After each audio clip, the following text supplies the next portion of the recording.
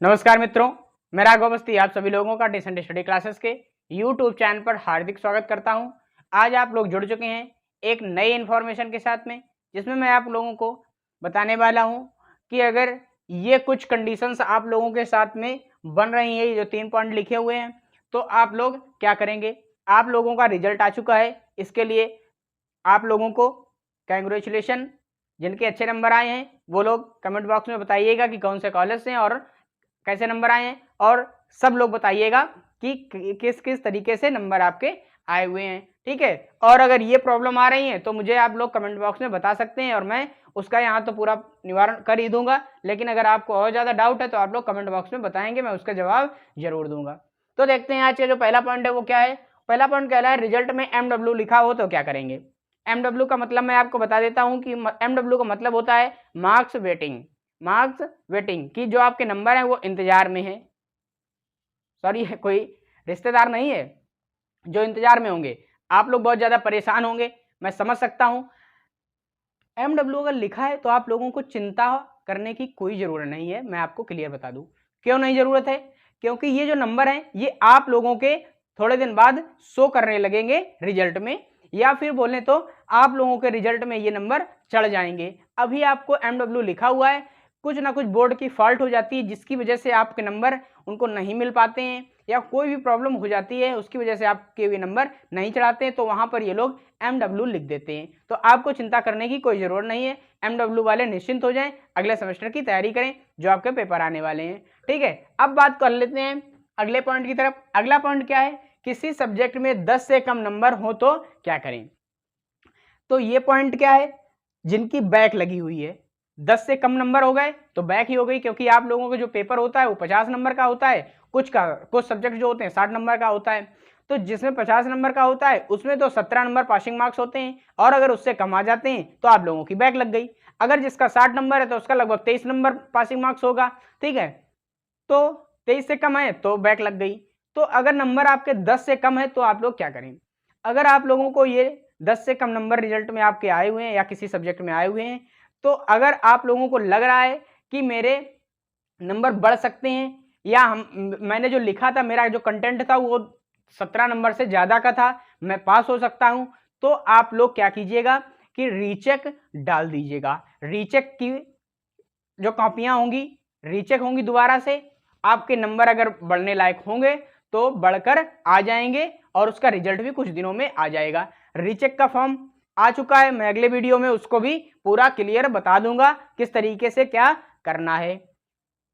तो अगर आपको लग रहा है तो आप लोग निश्चिंत होकर डाल दीजिएगा तो आ जाएंगे। लेकिन क्या है, अगर आपको एक भी % डाउट लग रहा है कि मैंने तो इतना ही लिखा था या इतना ही आ सकते हैं, या आपको ये डाउट हो कि हाँ भाई 5-6 नंबर हैं तो 15-16 हो जाएंगे ज्यादा से ज्यादा, इससे ज्यादा नहीं हो सकते, तो आप लोग बैग न डालिएगा। ये फर्स्ट ईयर सेकंड ईयर की पहले मैं बात बता रहा हूँ, फिर फाइनल ईयर की बताऊंगा। तो जो फर्स्ट ईयर और सेकंड ईयर में है तो वो लोग बैग बिल्कुल न डालें।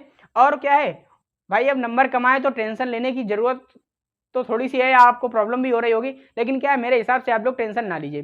क्यों ना लीजिए, क्योंकि फर्स्ट ईयर सेकंड ईयर वालों की बैक क्लियर हो जाती है, वो रिजल्ट में शो नहीं करती है।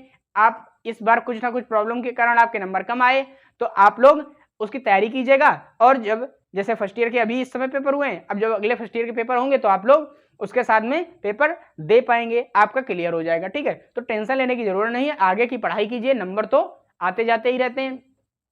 अब बात करते हैं कि अगर 10 और 17 के बीच में है, नहीं सॉरी, पहले वो बात कर लेते हैं कि अगर फाइनल में इतने नंबर आ गए तो क्या है, फाइनल वालों के अगर इतने नंबर आए हैं तो क्या है, उनको तो प्रॉब्लम थोड़ी सी होगी। क्योंकि क्या है, अगर वो लोग रीचेक डालते हैं, अगर नंबर नहीं बढ़ते हैं, ठीक है, या कुछ भी करते हैं तो उनके रिजल्ट में ये शो कर जाता है, फाइनल के रिजल्ट में सारी चीजें शो कर जाती हैं। तो क्या है, उनकी मार्कशीट में कुछ ना कुछ इफेक्ट तो पड़ता ही है। कुछ कंपनीज जो होती हैं अच्छे हाई लेवल की, आप लोग इसके बाद कंपनी में जाएंगे, हाई लेवल की जो कंपनियां हैं वो इन सब चीज़ों को थोड़ा थोड़ा माइंड करती हैं, ठीक है।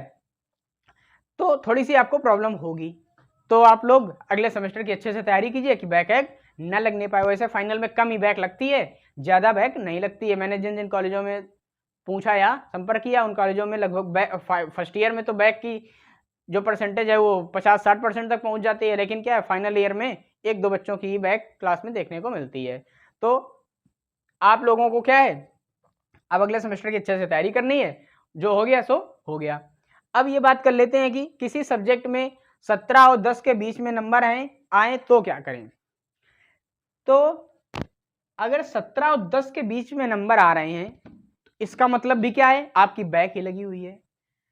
अगर मेरे हिसाब से अगर आपके 17 और 10 के बीच में नंबर आए हुए हैं और आपको श्योर 100% आप श्योर हैं, आपको लग रहा है कि मैं रीचेक डालूंगा तो क्या है, मेरे जो नंबर हैं वो बढ़कर आ जाएंगे, तो आप लोग निश्चिंत होकर, बिल्कुल बेफिक्र होकर बैक डाल दीजिएगा, अरे रीचेक डाल दीजिएगा, तो आपका क्या है, नंबर बढ़कर आपको मार्कशीट में मिल जाएगा रीचेक, ठीक है।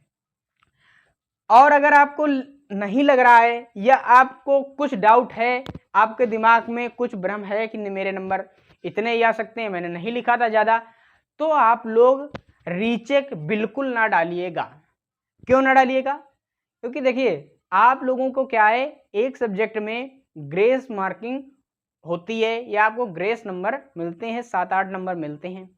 और अगर आपके मान लीजिए कि 12 नंबर हैं या 13 नंबर है और आपने क्या है रीचेक डाली, तो वो कॉपी अगर चेक करेगा तो अगर आपके नंबर नहीं बढ़ रहे होंगे तो शायद वो क्या कर दे, आपको ग्रेस देकर पास कर दे।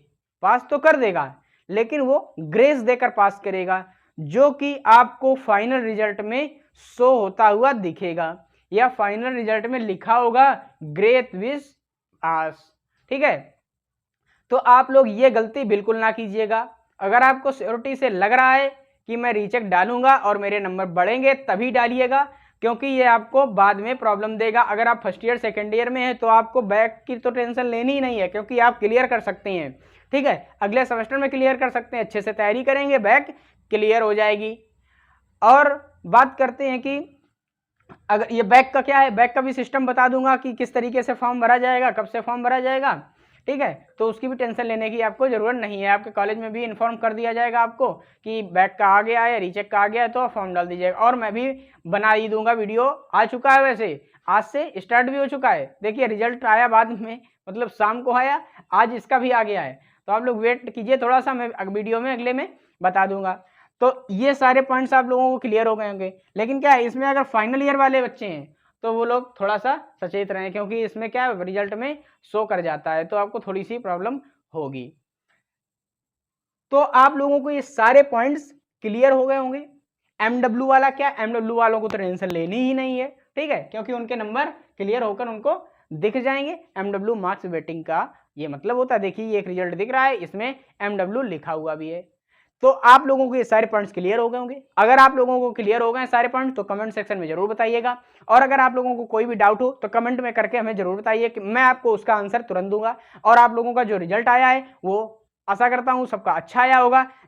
सब लोग कमेंट बॉक्स में बता दीजिए कौन से कॉलेज से हैं और कौन सा आपका कितने परसेंट आए हैं आपके, ठीक है। तो मिलते हैं अगली इंफॉर्मेशन के साथ में अगले वीडियो में, तब तक के लिए जय हिंद, वंदे मातरम।